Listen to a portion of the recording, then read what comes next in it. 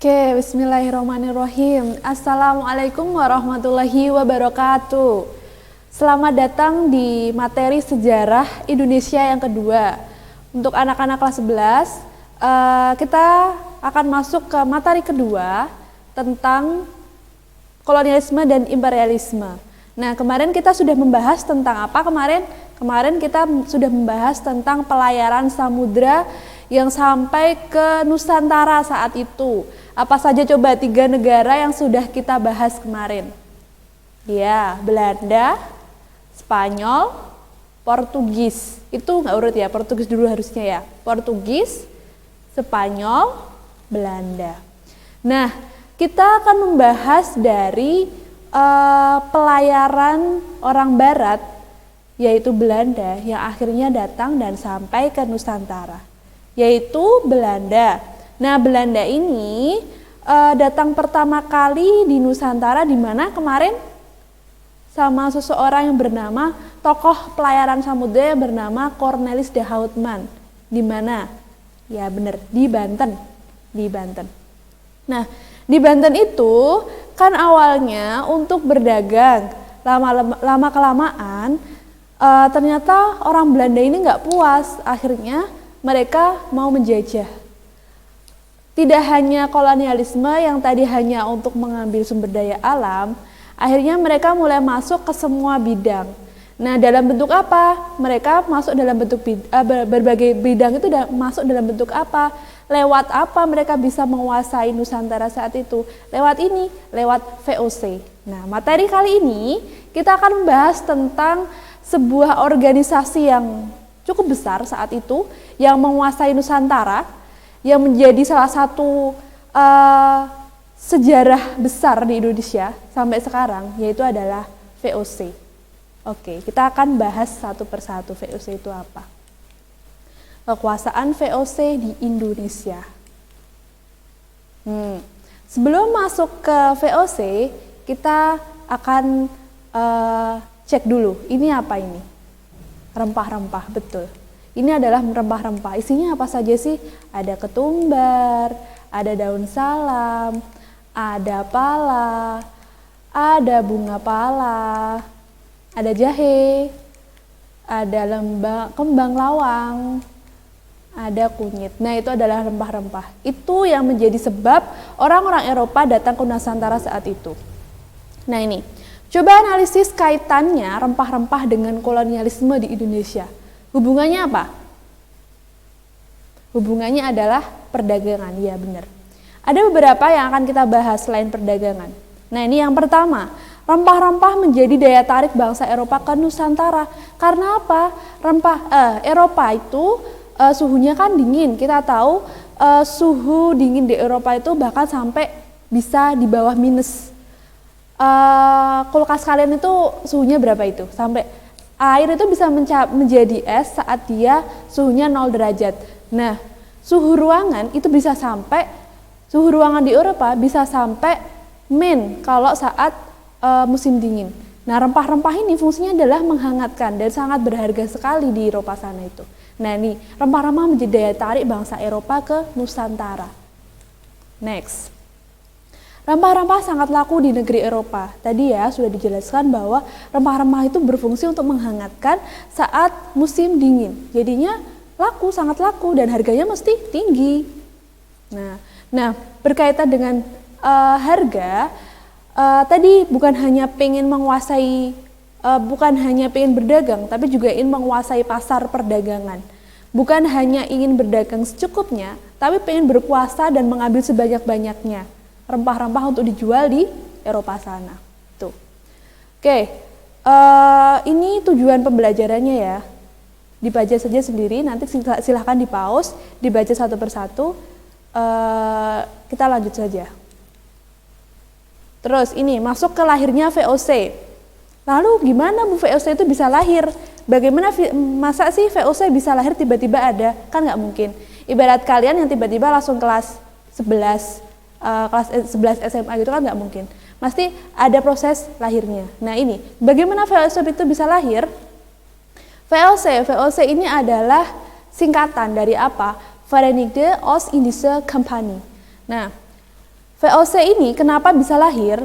Yang pertama bertujuannya adalah dibentuk untuk menyaingi EIC. EIC ini adalah kongsi dagang atau organisasi dagang yang ada di India milik Inggris. East India Company merupakan kongsi dagang milik Inggris. Nah, Indonesia atau Nusantara itu kan dekat sama India yang sama-sama berjualan rempah-rempah, penghasil rempah-rempah. Nah, VOC itu Belanda itu mendirikan VOC untuk apa? Untuk menyaingi EIC yang mulai berkembang dan bisa mengambil rempah-rempah dari manapun. Nah, ingin berkuasa di Nusantara agar Belanda itu punya kekuasaannya sendiri untuk menyaingi EIC. Nah, ini tadi kantor pusat berada di India. Lalu, kenapa VOC itu didirikan?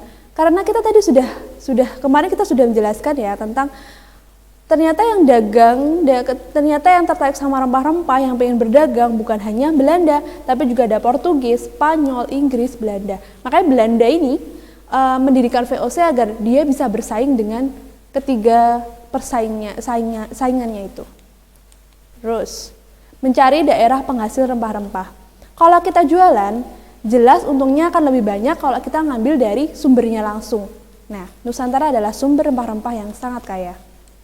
Lalu, ini dibentuk untuk mempersatukan pedagang-pedagang Belanda agar tidak terjadi persaingan di negeri sendiri. Di Belanda sendiri juga mereka punya pedagang-pedagang yang pedagang-pedagangnya itu juga bersaing untuk mendapatkan rempah-rempah. Agar persaingannya itu sehat, makanya dibentuk VOC. Jadi ada yang menaungi antara pedagang-pedagang, yaitu seperti Perserikatan Perdagangan di Belanda. Perserikatan Pedagang-Pedagang Belanda di Nusantara. Nah, itu. Lalu, kantor pusatnya itu di Amsterdam. Amsterdam di mana Amsterdam? Amsterdam itu di Belanda ya. Oke. Nah, VOC ini memiliki hak-hak istimewa, namanya hak oktroy. Hak oktroy itu apa saja? Hak ini adalah hak yang hanya dimiliki oleh VOC. Nah, itu apa saja? Yang pertama, membentuk angkatan perang sendiri.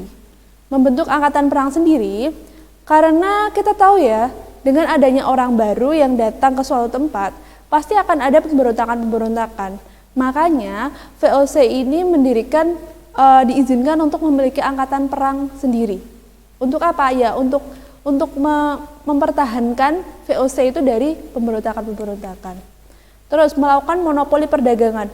Monopoli. Mono itu artinya satu, monopoli perdagangan itu berarti maksudnya adalah yang beli itu hanya boleh satu orang, yaitu VOC. Dari pedagang hanya boleh menjual dagangannya kepada satu orang, yaitu VOC. Monopoli, yaitu pembelinya hanya boleh satu. Pedagangnya banyak, dibeli oleh satu orang, monopoli perdagangan. Tidak boleh dijual ke Portugis, Spanyol, Inggris, hanya boleh dijual kepada Belanda, yaitu VOC. Melakukan peperangan, ada hubungannya sama membentuk angkatan perang sendiri, yaitu melakukan peperangan, boleh melakukan peperangan, itu. Memerintah di negeri jajahan, jelas ya, mengadakan perjanjian dengan raja-raja setempat. Nusantara kala itu bukanlah sebuah negara yang utuh yang seperti sekarang, tapi negara yang terdiri dari berbagai macam kerajaan, yang Sumatera sendiri, Jawa sendiri, lalu Kalimantan sendiri. Nah, ini VOC itu menguasai Nusantara, tidak langsung satu Nusantara, tapi lewat raja-rajanya.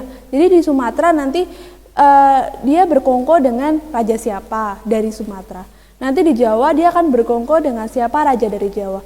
Pun seperti itu di daerah-daerah yang lainnya. Nah, VOC mempunyai hak untuk melakukan perjanjian dengan raja-raja setempat. Perjanjian ini berarti apa? Berarti perjanjian yang menguntungkan VOC tentunya ya.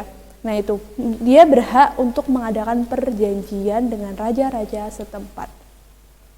Mengangkat pegawai sendiri.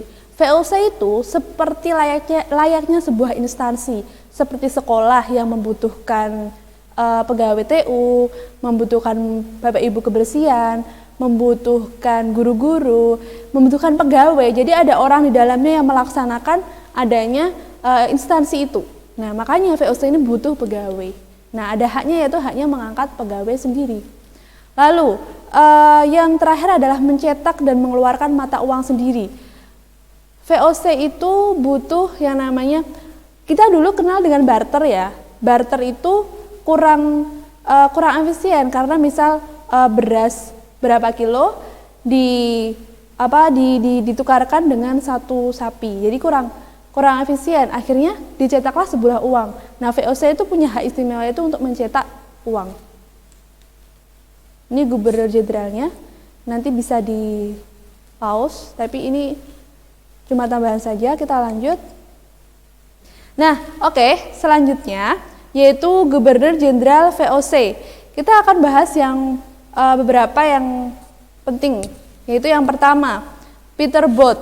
Nah, Peter Both ini kita tahu ya bahwa Cornelis de Houtman, pelayar pertama Belanda, pelayar dari Belanda yang datang ke Nusantara, pertama kali mendarat di Banten. Nah, di sana akhirnya didirikanlah sebuah instansi ini, VOC, yang VOC ini dikepalai atau gubernur jenderalnya adalah Peter Both, ini yang pertama kali. Terus J.P. Koen. Nah, J.P. Koen ini adalah yang membawa kejayaan di masa di VOC. Nah, ini melakukan eksploitasi kekayaan Nusantara yang begitu banyak. Kekayaan Nusantara dibabat habis, dieksploitasi habis-habisan oleh J.P. Koen. Lalu yang terakhir adalah Peter Gerardus van Overstetten. Nah, ini adalah gubernur jenderal terakhir yang pada saat itu akhirnya VOC runtuh, kekuasaan Nusantara akhirnya diserahkan kepada kerajaan Belanda yang tadi di bawah kekuasaan Napoleon Bonaparte. Nah, padahal Napoleon Bonaparte ini adalah tokoh dari Prancis. Bagaimana bisa? Karena kerajaan Belanda yang menjajah kita itu ternyata juga dijajah oleh Prancis. Nah, Prancis saat itu di bawah kekuasaan Napoleon Bonaparte. Begitu. Nah, kita akan bahas kebijakan-kebijakan yang dikeluarkan oleh VOC. Yang pertama, memonopoli perdagangan rempah di Nusantara. Jelas ya, kita tadi sudah menjelaskan tentang monopoli. Mono itu satu, monopoli, mono. Nah, ini artinya adalah banyak pedagang yang harus menjual kepada satu orang. VOC hanya boleh dijual kepada VOC, itu monopoli perdagangan. Lalu yang kedua, pelayaran hongi. Pelayaran hongi ini adalah pelayaran yang bertujuan untuk mengawasi jual beli rempah-rempah di Maluku dengan menggunakan kapal kora-kora. Itu pelayaran hongi. Lalu kontingenten. Kontingenten ini adalah pajak yang harus dibayarkan oleh rakyat berupa hasil bumi. Hasil bumi itu hasil perkebunan mereka, entah itu padi, entah itu jagung, singkong. Nah, itu langsung diserahkan kepada VOC. Nah, selanjutnya adalah verplichte leverantie. Nah, verplichte leverantie ini hampir sama, dia juga membayar pajak, wajib membayar pajak kepada VOC, tapi tidak langsung kepada VOC. Jadi melalui pemimpin daerahnya. Dan yang terakhir adalah hak ekstirpasi. Nah, yang selanjutnya adalah hak ekstirpasi. Hak ekstirpasi ini kita mudahnya dengan kata ekstra. Ekstra. Jadi kalau ada hasil panen yang berlebihan akan dibumi hanguskan. Jadi hak ekstirpasi ini adalah hak membumi hanguskan hasil panen yang berlebihan agar tidak mempengaruhi harga, agar harganya tetap stabil dan tidak turun gitu. Nah, oke. Setelah kebijakannya, kita akan belajar tentang pembubaran VOC. Bagaimana VOC itu bisa akhirnya bangkrut dan gulung tikar. Ada sebab-sebabnya kenapa VOC itu gulung tikar. Yang pertama, korupsi. Ternyata korupsi itu adalah warisan dari VOC, adalah warisan yang sudah turun-temurun, yang ternyata diturunkan sama ini, instansi ini. Korupsi itu lahirnya berawal dari VOC. Nah, korupsi pegawai VOC. Yang kedua, utang VOC terlalu banyak. Nah, kita tahu ya, karena VOC itu mengganggu kesejahteraan rakyat, makanya banyak pemberontakan terhadap VOC. Nah, ini terjadi banyak perang, dan perang ini membutuhkan Membutuhkan apa? Membutuhkan biaya, baik perang di Nusantara sendiri maupun perang di Belanda, yang Belanda itu melawan Prancis. Terus yang ketiga adalah anggaran pegawai terlalu besar akibat kekuasaan yang semakin luas. VOC itu semakin luas, bukan hanya sekedar di Jawa, tapi sampai ke Sumatera. Nah itu Sumatera dan Bali dan sekitarnya, dan itu menyebabkan biayanya pun semakin tinggi untuk merawat ke tempat-tempat yang dikuasainya. Nah itu anggarannya makanya terlalu besar dan itu membuat jadi bangkrut. Yang terakhir adalah pendudukan Prancis terhadap negeri Belanda. Nah tadi sudah disebutkan ya, kita dijajah sama Belanda, Belanda pun dijajah. Nah dijajah sama Prancis itu banyak hal yang diambil, dari mulai sebagai perangnya maupun upeti-upeti harus diserahkan kepada Prancis gitu. Nah kita masuk ke slide terakhir, bangunan peninggalan VOC. Itu ada Menara Syah Bandar, ini di Jakarta. Lalu ini ada Museum Bahari yang beberapa tahun 2019 sempat terbakar, dan beberapa koleksinya banyak bahkan itu hilang. Bukan hilang tapi terbakar, hangus. Nah ini ada yang tahu ini mana? Museum Fathahillah. Ini dulu adalah kantor dari VOC. Oke. Jadi ini adalah materi hari ini tentang VOC. Jazakillah khairan katsir. Terima kasih sudah menonton materi ini sampai selesai. Silahkan buka tugas di Edu Fikri dan presensinya juga jangan lupa. Terima kasih sudah menonton. Wassalamualaikum warahmatullahi wabarakatuh.